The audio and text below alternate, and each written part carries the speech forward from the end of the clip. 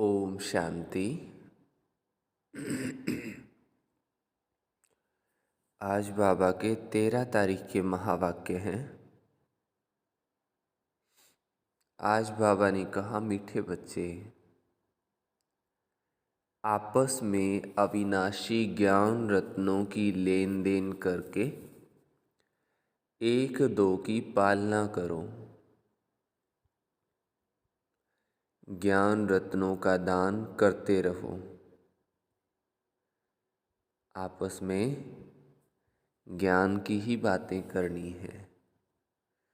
जब भी कोई दो जने आपस में मिलते हैं तो हालचाल पूछते, बातचीत करते हैं, तो बाबा कहे यही लेन देन हो, यही पुरुषार्थ की बातें हो, तो ताकि एक दूसरे को मार्ग भी मिले और हम आगे भी बढ़े। आज की मुरली से प्रश्न है, अपने आप को अपार खुशी में रखने का पुरुषार्थ क्या है? खुद को अपार खुशी में रखने का पुरुषार्थ क्या है?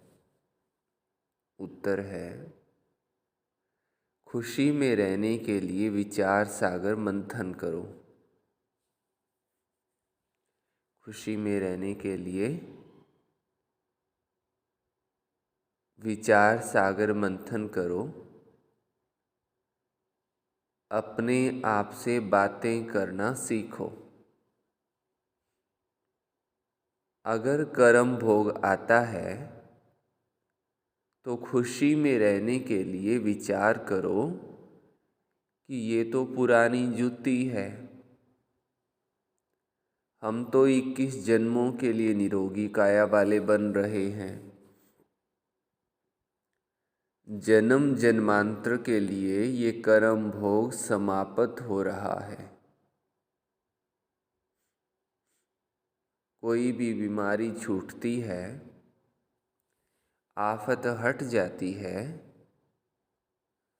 तो खुशी होती है ना। ऐसे विचार करके खुशी में रहो।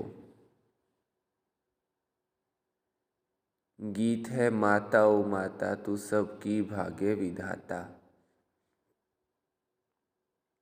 ओम शांति। ये है माताओं की महिमा। वंदे मातरम। हे माता, तुम शिव बाबा के भंडारे से सबकी पालना करती हो। किस प्रकार की पालना? अविनाशी ज्ञान रत्नों की पालना करती हो, अथवा ज्ञान अमृत के कलश से तुम्हारी पालना होती है। तुमको शिव बाबा के भंडारे से अविनाशी ज्ञान रत्नों का खजाना मिलता है। वास्तव में महिमा शिव बाबा की ही है। वो करन करावन हार है। माता है जगत अम्बा। जरूर और भी माताएं होंगी, तो ये महिमा माताओं की है। माता हमारी बहुत अच्छी पालना करती है। शिव बाबा के भंडारे में जो रहने वाले हैं, उन्हों की भी पालना होती है, और अविनाशी ज्ञान रत्नों से भी माताओं द्वारा पालना होती है। मेजॉरिटी माताओं की है। बहुत है जो भाई भी बहनों की पालना करते हैं। दोनों एक दो से ज्ञान रत्नों की लेन देन करते, एक दो की पालना करते हैं। भाई बहन का, बहन भाई का बहुत रूहानी प्यार होता है। इस दुनिया में तो एक दो के दुश्मन भी होते हैं, एक दो को विकार ही देते हैं। यहाँ अविनाशी ज्ञान रत्नों का खजाना देते हैं। तुम हो बहन भाई ब्रह्मा कुमार कुमारियाँ। तुम्हारा नाम भी बहुत भारी है। प्रजापिता ब्रह्मा के जरूर कुमार कुमारियाँ होंगे। ये बुद्धि से काम लिया जाता है। गीत में माताओं की महिमा है। जगदम्बा सरस्वती है तो जरूर और भी बच्चे बच्चियां होंगे, माना फैमिली होगी, परिवार होगा। ये भी समझने की बातें हैं, बात है ना। प्रजापिता लिखा हुआ है ना, ब्रह्मा को कहा जाता है प्रजापिता, तो जरूर कोई समय ब्रह्मा द्वारा प्रजा रची गई होगी। ब्रह्मा है साकारी सृष्टि का पिता। गाया हुआ है प्रजापिता ब्रह्मा द्वारा ब्राह्मण कुल की रचना हुई। आदि सनातन पहले पहले ब्राह्मण हो जाते हैं। वास्तव में आदि सनातन देवी देवता धर्म कहना ये गलत है। वो है सतयुग का धर्म। ये आदि सनातन ब्राह्मणों का धर्म जो है वो प्राय लोप हो गया है। देवता धर्म से भी पहले ये ब्राह्मण धर्म है जिसको चोटी कहते हैं। इनको कहा जाएगा संगम युगी आदि सनातन ब्राह्मण धर्म। कितना अच्छा राज है समझाने का। बाबा ने समझाया है, पहले जब कोई आते हैं तो उनको बाबा का परिचय दो, ये है मुख्य। ब्राह्मणों की तो राजधानी है नहीं। लिखा जाता है सतयुगी दैवी राजधानी तुम्हारा ईश्वरीय जन्म सिद्ध अधिकार है। देवी देवता धर्म तो बरोबर है, परंतु उन्हों को ये राजधानी कब और कैसे मिलती है वो भी समझाना पड़ता है। इसलिए त्रिमूर्ति चित्र सामने रखना जरूर है। इसमें लिखा हुआ है स्वर्ग की बादशाही जन्म सिद्ध अधिकार है। तो अधिकार है वो किसके द्वारा मिलता है वो भी लिखना पड़े। ये बोर्ड बनाकर हर एक अपने घर में लगा दें। जैसे गवर्नमेंट के ऑफिसर्स के बोर्ड होते हैं ना, कोई के पास बैज रहते हैं, मेडल्स रहते हैं, सबकी अपनी अपनी निशानी होती है। अब देखो बैज किस किस ने लगा के रखा है। जिसको बैज लगा हुआ है समझो वो ऑफिसर नंबर 1 है, और जिसको बैज नहीं लगा हुआ है तो समझ गए ना। सबकी अपनी अपनी निशानी होती है, तुम्हारी भी निशानी होनी चाहिए। बाबा डायरेक्शन देते हैं, अमल में लाना तो बच्चों का ही काम है ना। तो कुछ विहंग मार्ग की सेवा हो, ये बहुत मुख्य चीज़ है। डॉक्टर वकील आदि सबके घर में बोर्ड लगे हुए होते हैं ना।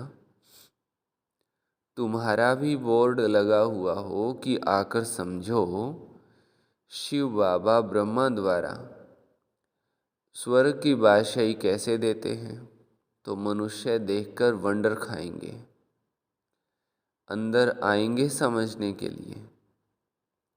फ्लैट के बाहर भी लगा सकते हो। जिसका जो धंधा है वो बोर्ड लगाना चाहिए। बच्चे कुछ करते नहीं तो सेवा भी होती नहीं है। फिर क्या होता है, एक तो माया का वार होता है। निश्चय नहीं है कि हम बाबा के पास जाते हैं, 84 जन्मों का पाठ पूरा हुआ, फिर नई दुनिया स्वर्ग में आकर वर्षा लेंगे, ये याद नहीं रहता है। बाबा कहते हैं भल कर्म करो, फिर जितना समय मिले उसमें बाबा को याद करो। हम ढिंढोरा पीटते हैं, हम सबका अंतिम जन्म है। पुनर्जन्म मृत्यु लोक में फिर नहीं लेंगे। तुम भी जानते हो मृत्यु लोक अभी खत्म होना है। पहले निर्वाण धाम, प्यारे परम धाम जाना है, मीठे परम धाम घर में जाना है। ऐसे ऐसे अपने साथ बातें करते रहना चाहिए। इसको विचार सागर मंथन कहा जाता है। बुद्धि में कुछ ना कुछ तो 24 घंटे चलता ही रहता है, तो क्यों ना ज्ञान की बातें चलती रहें, जिससे कुछ तो फायदा हो। बाबा कहते हैं तुम कर्म योगी हो। क्या तुमको कछुए जैसा भी अकल नहीं है? कछुए को कैसा ध्यान रहता है बाबा वो बताते हैं। वो भी शरीर निर्वाह अर्थ घास आदि खाकर कर्मेंद्रियों को समेट शांत में बैठ जाते हैं। तुम बच्चों को तो बाबा की याद में रहना है, स्वदर्शन चक्र फिराना है। स्वदर्शन चक्र कैसे फिराएंगे? ये पूरी सृष्टि के चारों युगों में जो हमने चक्र लगाया है ना, इसको याद करना है कि पहले पहले एकदम शुरुआत में मैं आत्मा घर में थी, माना परम धाम घर में थी। फिर मैं सतयुग में आई आत्मा। सतयुग त्रेता युग में देवी देवता घराने में मैंने 21 जन्म लिए। फिर द्वापर में मंदिरों में हमारी पूजा होती रही, पूज्य स्वरूप में भक्तों को वरदान देते रहे।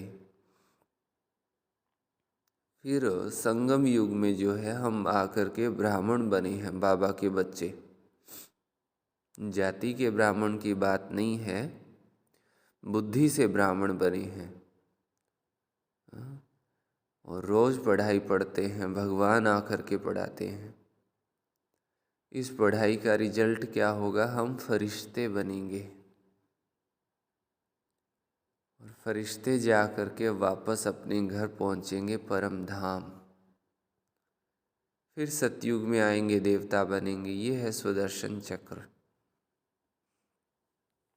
तो ये बात बार बार याद करनी है कि ऐसे मैंने भिन्न भिन्न 5 रूपों का चक्र लगाया। अपने को मास्टर बीज रूप समझना है। बीज में झाड़ का सारा ज्ञान है। इनकी उत्पत्ति कैसे होती है, पालना कैसे होती है, ड्रामा का 84 का चक्र कैसे फिरता है। 84 के चक्र के लिए ये गोला बनाया जाता है, मानव सृष्टि चक्र। जो आदि सनातन देवी देवता धर्म वाले हैं, अर्थात जो ब्राह्मण से देवता बनते हैं, उनके ही 84 जन्म होते हैं। तुम 84 जन्मों को जानते हो। ब्रह्मा की रात और ब्रह्मा का दिन कहते हैं, इसमें 84 जन्म आ जाते हैं ना। तो त्रिमूर्ति का बोर्ड बना करके लिखना चाहिए कि ये ईश्वरीय जन्म सिद्ध अधिकार है, लेना हो तो आकर के लो, अब नहीं तो फिर कभी नहीं। इस होवनहार महाभारत लड़ाई के पहले पुरुषार्थ करना है।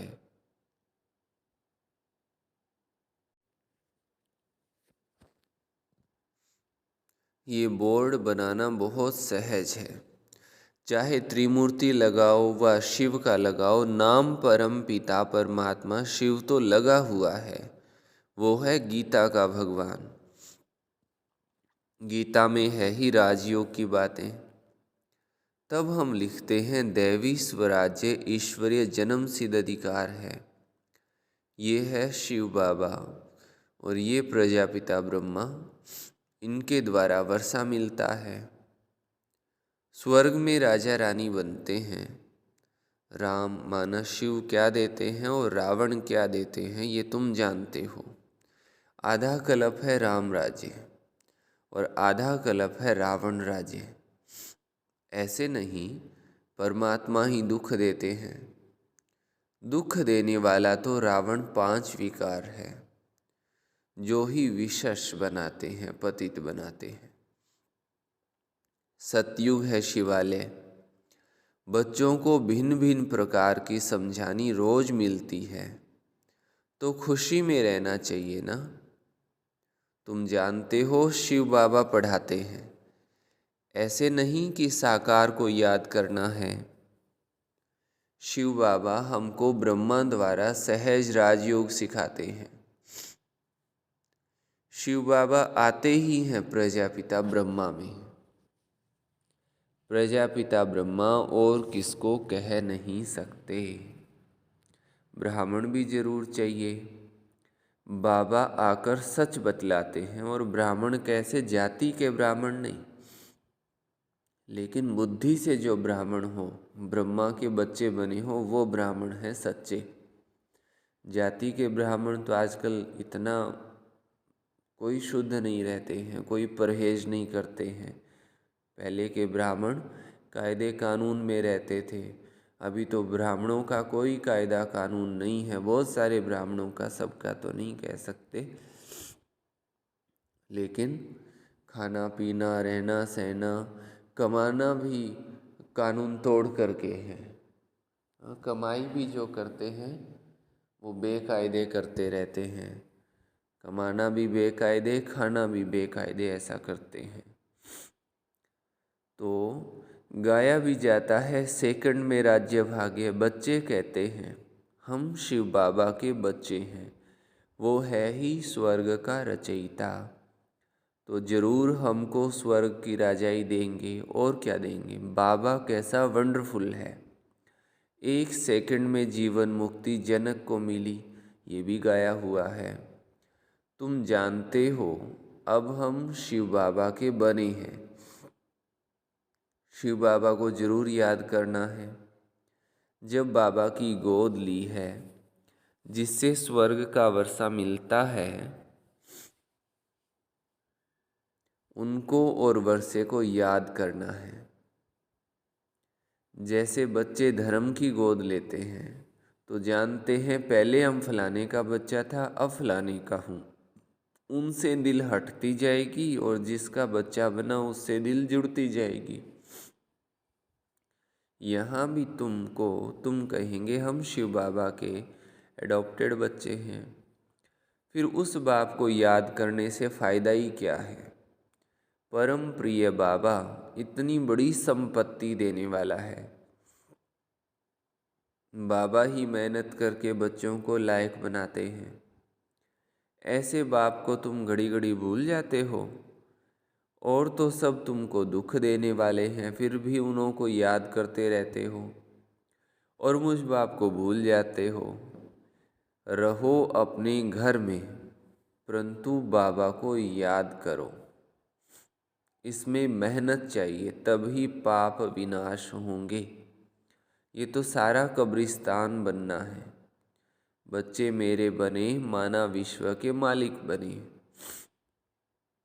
तुम जानते हो बाबा के बने हैं, फिर स्वर्ग के मालिक हम जरूर बनेंगे। खुशी का पारा चढ़ना चाहिए। ये भी जानते हो ये पुराना शरीर है, कर्म भोग भोगना पड़ता है। बाबा मम्मा भी खुशी से कर्म भोग भोगते हैं। फिर 21 जन्म का सुख कितना भारी है। ये तो पुरानी जुत्ती है। अभी कर्म भोग भोगते रहेंगे, फिर 21 जन्म के लिए इससे छूट जाएंगे।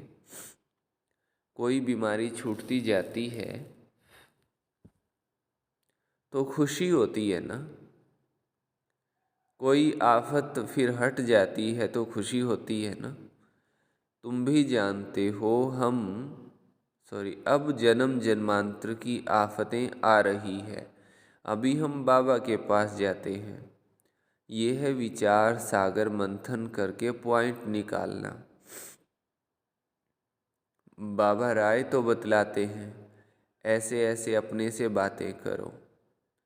हमने 84 जन्मों का चक्कर पूरा किया, अब बाबा के पास जाते हैं, फिर बाबा से वर्षा पाएंगे। साक्षात्कार भी करते हैं। इसमें परोक्ष और अपरोक्ष है। जैसे मम्मा को कोई साक्षात्कार नहीं हुआ, बाबा ने विनाश और स्थापना का साक्षात्कार किया। इनको भविष्य का एक्यूरेट साक्षात्कार हुआ है, परंतु पहले ये समझ में नहीं आता कि हम विष्णु बनेंगे, पीछे समझते गए। इस विकारी ग्रस्त से अब निर्विकारी ग्रस्त धर्म में जाते हैं। तत्वम। तुम भी बाबा की पढ़ाई से ऐसे बनते हो, दौड़ करनी चाहिए। बाकी गीत में है मम्मा की महिमा, तो तुम जान गए हो, क्या जान गए हो कि जगदम्बा किसको कहा जाता है। वास्तव में माता पिता कौन है, वो तो निराकार बुद्धि में है। पिता तो परम पिता परमात्मा ही ठीक है, वो निराकार है। माता तो निराकार हो नहीं सकती, पिता निराकारी है, जरूर वर्षा देंगे। तो यहाँ आना पड़े ना, जो अपना परिचय दे। वर्षा क्या होता है, बाबा वर्षा देते हैं, बाबा वर्षा देते हैं। ये वर्षा है क्या चीज़, वर्षा है प्रॉपर्टी, वर्षा है बाबा की जायदाद। और बाबा के पास कौन सी प्रॉपर्टी जायदाद है, सुख शांति, अविनाशी सुख शांति की, है ना। 21 जन्मों का राज्य भाग्य की प्रॉपर्टी, स्वर्ग की प्रॉपर्टी बाबा के पास है। तो स्वर्ग की जायदाद हमें बाबा से मिलती है ना।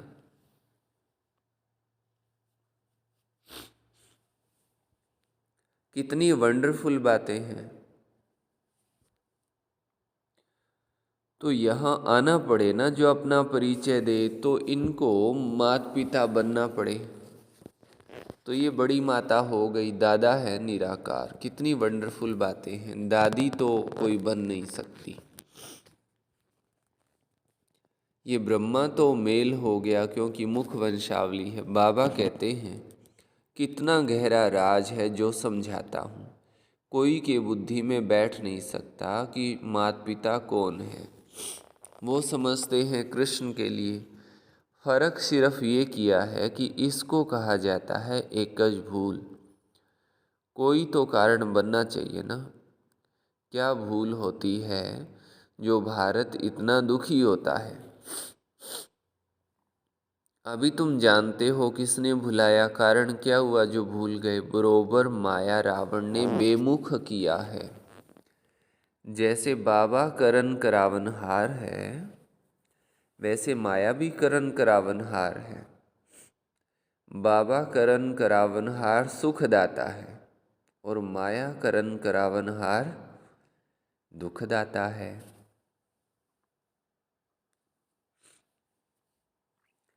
माया बाबा से बेमुख कर देती है। अब बाबा खुद कहते हैं, हे आत्माएं, निरंतर मुझ बाप को याद करो। तुम हमारे बच्चे हो, तुमको वर्षा लेना है, सिर्फ मुझे याद करो। तुम्हारे विकर्म विनाश हो जाएंगे। ये बेहद के बाबा से राय मिलती है ब्रह्मा के द्वारा। गुरु ब्रह्मा तो मशहूर है ना। वो फिर कह देते हैं ईश्वर सर्वव्यापी है, बेअंत है। आगे हम भी समझते थे कि ये ठीक कहते हैं, अभी समझते हैं ये तो रावण माया ने कहलवाया है। एक तरफ कहते नाम रूप से न्यारा है, फिर कह देते हैं सर्वव्यापी है। दो बातें इकट्ठी हो ही नहीं सकती। बाबा कहते बस गुरु ने जो कहा सो मान लिया। माया भूल कराती, नीचे गिराती है, फिर बाबा अभूल बनाते हैं ऊंच चढ़ाने के लिए। बाबा तदबीर तो बहुत अच्छी कराते हैं, फिर अपनी तकदीर बनानी है, बाबा को याद करना है तो बहुत सहज। कन्या की जब सगाई हो जाती है तो उनके पीछे एकदम चटक पड़ती है ना। वैसे अब तुम्हारी सगाई होती है शिव बाबा से, तो उनको चटक पड़ना चाहिए, माना दिन रात शिव बाबा की याद रहनी चाहिए। बाबा कहते हैं तुम मुझे याद करो, तुम्हारी आत्मा पवित्र बनेगी तो तुम मेरे साथ चलोगे। मैं तुम्हें नैनों की पलकों पर ले चलूँगा। सिर्फ तुम मुझे याद करो तो मैं गारंटी करता हूँ तुम पापों से मुक्त हो जाएंगे। अब मुख्य लक्ष्य के बिना पुरुषार्थ कैसे करेंगे। यहाँ अंधश्रद्धा की बात नहीं है, ये शिव बाबा की कॉलेज है। वो है स्वर्ग का रचयिता, अमरलोक के लिए पढ़ा रहे हैं। अब तो मृत्यु लोक है। मृत्यु लोक खत्म हो जाएगा, फिर सतयुग जरूर आएगा। ये चक्र फिरता ही आता है। अच्छा, मीठे मीठे सिकिलधे बच्चों प्रति माता पिता बाप दादा का याद प्यार और गुड मॉर्निंग। रूहानी बाप की रूहानी बच्चों को नमस्ते। हम रूहानी बच्चों की रूहानी माता पिता बाप दादा को याद प्यार, गुड मॉर्निंग और नमस्ते। धारणा के लिए मुख्य सार है फर्स्ट पॉइंट, कछुए मिसल सब कर्मेंद्रियों को समेट बाबा और वर्षे को याद करना है। बाबा को और वर्षे को, वर्षा समझ में आया ना, वर्षा माना सतयुग को याद करना है, जीवन मुक्ति को याद करना है, कर्म योगी बनना है, अपने आप से बातें करनी है। सेकंड पॉइंट है, आपस में ज्ञान रत्नों की लेन देन कर एक दो की पालना करनी है। सबसे रूहानी प्यार रखना है। रूहानी मीन्स रूह वाला, आत्मिक प्यार, जिस्मानी प्यार नहीं। वरदान दिया बाबा ने, दिल के सच्चे संबंध द्वारा यथार्थ साधना करने वाले निरंतर योगी भव। दिल के सच्चे संबंध द्वारा यथार्थ साधना करने वाले निरंतर योगी भव। साधना अर्थात शक्तिशाली याद, बाबा के साथ दिल का सच्चा संबंध। जैसे योग में शरीर से एकाग्र होकर बैठते हो, ऐसे दिल मन बुद्धि सब एक बाबा की तरफ, बाबा के साथ साथ बैठ जाए। यही है यथार्थ साधना। अगर ऐसी साधना नहीं तो फिर आराधना चलती है, कभी याद करते कभी फरियाद करते हैं। वास्तव में याद में फरियाद की आवश्यकता नहीं है। जिसका दिल से बाबा के साथ संबंध है वो निरंतर योगी बन जाते हैं। स्लोगन है, करावनहार बाबा है, इस स्मृति से बेफिक्र बादशाह बन उड़ती कला का अनुभव करते चलो।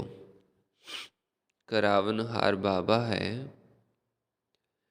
इस स्मृति से बेफिक्र बादशाह बन उड़ती कला का अनुभव करते चलो। अच्छा, सभी को ओम शांति। ये थे बाबा के 13 तारीख के महावाक्य। अभी मुरली के पॉइंट रिपीट करके अव्यक्त इशारा भी सुनेंगे और होमवर्क भी सुनेंगे। आज की मुरली से मुख्य पॉइंट्स। आज बाबा ने कहा कि आपस में अविनाशी ज्ञान रत्नों की लेन देन करनी है, इससे फिर एक दो की पालना होगी।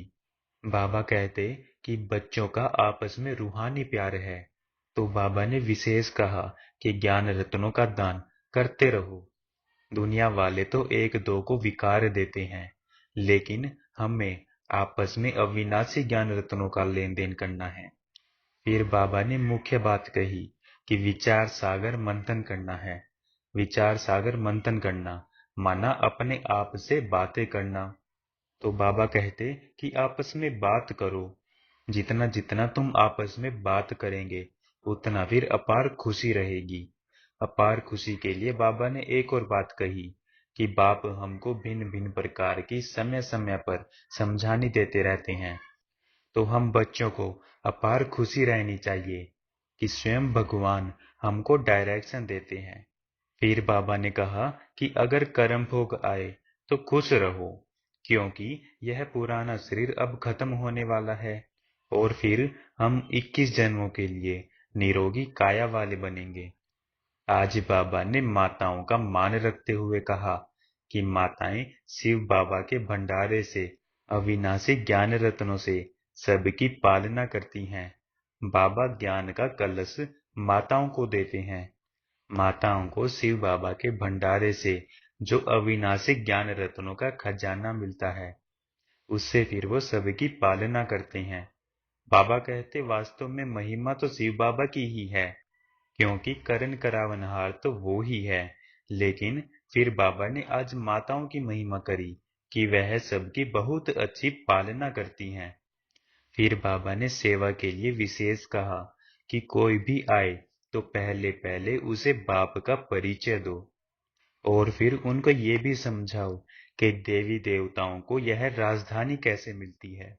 बाबा कहते कि देवी देवता धर्म तो है ही, परंतु यह राजधानी उनको बाप से मिलती है, और यह फिर हमारा फर्ज है कि जो बाप हमको समझाते हैं वह हम औरों को समझाएं।